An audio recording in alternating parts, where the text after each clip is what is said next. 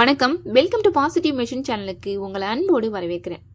நம்ம சினிமா படங்கள்ல தான் இந்த மாதிரி சம்பவம் பார்த்திருப்போம். ஹீரோ தாய்க்கு ஒரு சத்தியம் செஞ்சு கொடுப்பாரு. அந்த தாய் இறந்த பிறகும் அந்த சத்தியத்தை காப்பாற்ற போராடுவாரு.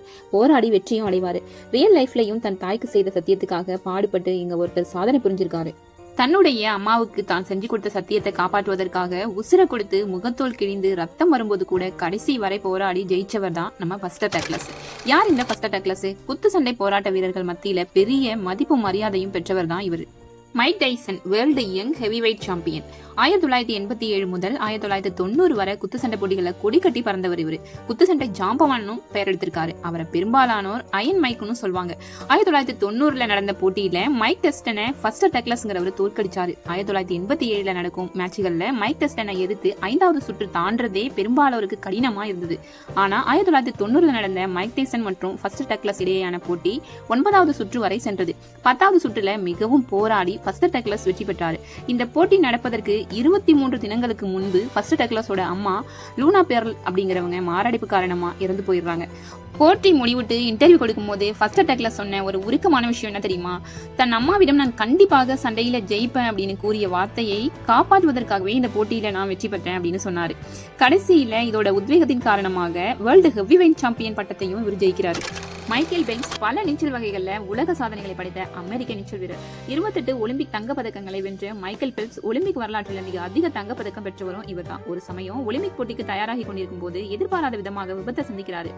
அப்பொழுதே அவரது தோள்பட்டை கை பலமாக காயமடைகிறது. மருத்துவர்கள் நீங்கள் ஒலிம்பிக் போட்டியில கலந்து கொள்ள கூடாது, உடல்நிலை சரியில்லை என்று கூறவே என்கிட்ட இப்ப கைதான சரியில்லை, காலு நல்லா தானே இருக்கு அப்படின்னு நினைச்சு நீச்சல் குளத்துல தன் காலை மட்டும் வச்சுட்டு பயிற்சி செய்யறாரு. அவர் விடாமுயற்சியின் காரணமாக ஒலிம்பிக் போட்டியில கலந்துகிட்டு அந்த ஒலிம்பிக் போட்டியில வெற்றி வகையும் சூடுறாரு. எல்லா பிரிவிலும் அவர் அனைத்து தங்க பதக்கங்களையும் ஜெயிக்கிறாரு. அவர் ஜெயித்த வீடியோவை ரிப்பீட் செய்து பார்க்கும் போதுதான் தெரியுது, கடைசி சில நொடிகள்ல அவர் கால் அசைவு மூலமாக மிக வேகமாக தண்ணீரை எளிதில் சுலபமாக கடந்திருக்கிறாரு அப்படின்னு.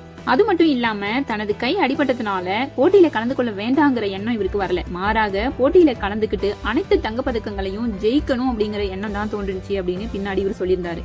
நம்ம வாழ்க்கையிலும் இது மாதிரி பல சந்தர்ப்பங்கள் வரும். அப்போலாம் துவண்டு போகாம நமக்கு வர்ற கஷ்டத்துக்கே கஷ்டம், அதாவது டஃப்புக்கே டஃப் கொடுக்கிற மாதிரி செயல்பட்டா வெற்றி நம்ம வசமாகும். நிறைய தன்னம்பிக்கை மிக்க நபர்களை நம்ம டெய்லியும் பாக்குறோம். ஜொமேட்டோ, ஸ்விக்கி போன்ற ஃபுட் டெலிவரிகள்ல கூட ஊனமுற்றோர் பலர் வேலை பார்க்கறத நம்ம டெய்லியும் பாக்குறோம். நிஜமா சொல்ல போனா கை கால் ஊனம் உள்ளவங்க ஊனமுற்றவர்கள் இல்லை. மனதை பக்குவப்படுத்த தெரியாமல் தன்னிடம் எல்லாமே இருந்தும் ஒன்றுமே இல்லாதது போல் தோன்றும் எண்ணமுடையவர்களே ஊனமுடையவர்கள். இங்க யாருமே உன் கையை பிடிச்சி மேல தூக்கி விட மாட்டாங்க. கையை பிடிச்சி இழுத்து இறக்கி விட வேணா ஆள் இருக்கு. அதனால உங்களை நீங்களே உத்வேகப்படுத்திக்கோங்க. உசைன் போல்ட் ரெக்கார்டை இன்னைக்கு வரைக்கும் யாராலையும் முறியடிக்க முடியல. ஜமைக்கா என்ற நாடு ஒன்று இருப்பதே ஒலிம்பிக் போட்டிகளில் கலந்து கொள்பவர்களுக்கு பெரும்பாலும் தெரியாது. இப்படி இருக்கும் பட்சத்துல அந்த நாட்டை உலகுக்கே தெரியப்படுத்தியவர் உசைன் போல்ட் தான். உசைன் போல்ட் முதல் போட்டிகளில் கலந்து கொள்ளும் போது முன்னதாகவே ஓட தயாராயிடுவாரு. அந்த ஃபவுல் சம்பவம் உசைன் போல்ட் மனசை பெரிதும் பாதிச்சுது. அதனால அடுத்த போட்டியில வெற்றி அடைய வேண்டும் அப்படிங்கிற முனைப்புடன் போராடி வெற்றியும் அடைஞ்சாரு. அன்னைக்கு உசைன் போல்ட் அவசரப்பட்டதால செய்தது தவறுன்னு எண்ணி அவமானப்பட்டாரு. தன்னைத்தானையே வருத்திக்கிட்டாரு. பிறகுதான் அவருக்கு தெரிஞ்சிச்சு தமது மானத்தை உலகறிய செய்ய போவதே அந்த அவமானம் தான் அப்படின்னு. நம்ம வாழ்க்கையில ஜெயிக்க முக்கியமா கடினமான உழைப்பு மட்டும் போதாது, துரிதமான உழைப்பும் அவசியம். ஒரு சர்வே என்ன சொல்லுது அப்படின்னா, ஒரு துறையில நம்ம 10,000 மணி நேரம் வேலை பார்க்கும் போது அந்த துறையில நம்ம எக்ஸ்பர்ட் ஆயிடுவோம் அப்படின்னு சொல்லுது. புரூஸ்லி மேற்கோள்களை 10,000 வித்தை தெரிந்தவனை பார்த்து நான் பயப்படுறது இல்லை, ஆனா ஒரு வித்தையை 10,000 முறை பயிற்சி செய்யறவனை பார்த்து நான் பயப்படுறேன் அப்படின்னு சொல்லியிருக்காரு. மைக்கேல் ஜாக்சன் எந்த நாட்டுக்கு போனாலும் அந்த நாட்டின் பிரதமர் அல்லது அரசர் அவரை வரவேற்பாரு. இந்த அளவுக்கு புகழின் உச்சியில் செல்வேன் அப்படின்னு சில வருடங்களுக்கு முன்பதாகவே மைக்கேல் ஜாக்சன் எழுதியிருந்தாரு. அவர் எழுதிய பேப்பர் இன்னைக்கும் பத்திரமா பாதுகாக்கப்பட்டு வருது. இததான் நீ என்ன ஆக வேண்டும் என்று நினைக்கிறாயோ அதுவாகவே ஆகிறாய் அப்படின்னு சுவாமி விவேகானந்தர் சொல்றாரு. எந்த ஒரு காரியத்தையும் கையில எடுக்கும் போது என்னால் முடியும் என்று முழுமையாக நம்புங்கள். ஒருவேளை என்னால் முடியாது என்றால் இந்த வேலையை வேறு யாராலும் முடியாது என்று உறுதி கொள்ளுங்கள். நமக்கு கஷ்டமான சூழ்நிலை வரும்போது பெரும்பாலும் என்ன நினைப்போம் அப்படின்னா, எனக்கு மட்டும் ஏன் கடவுளே இவ்வளவு கஷ்டம் வருது அப்படின்னு. அது கஷ்டமா பார்க்காம அந்த கஷ்டத்தை அனுபவமா எடுத்துக்கிட்டு அதுல என்ன புரிதல் ஏற்படுத்த முடியுமோ அப்படிங்கறத யாரு மேற்கொள்றாங்களோ அவங்க வாழ்க்கையில ஜெயிக்கிறாங்க. நம்மளை உத்வேகப்படுத்தவோ சரி தப்புன்னு சொல்றதுக்கோ இங்க யாரும் கிடையாது. ஆனா அறிவுரை கூறுறதுக்கு மட்டும் ஆள் மட்டும் இருப்பாங்க. ஆனா அது நமக்கு பிடிக்காது.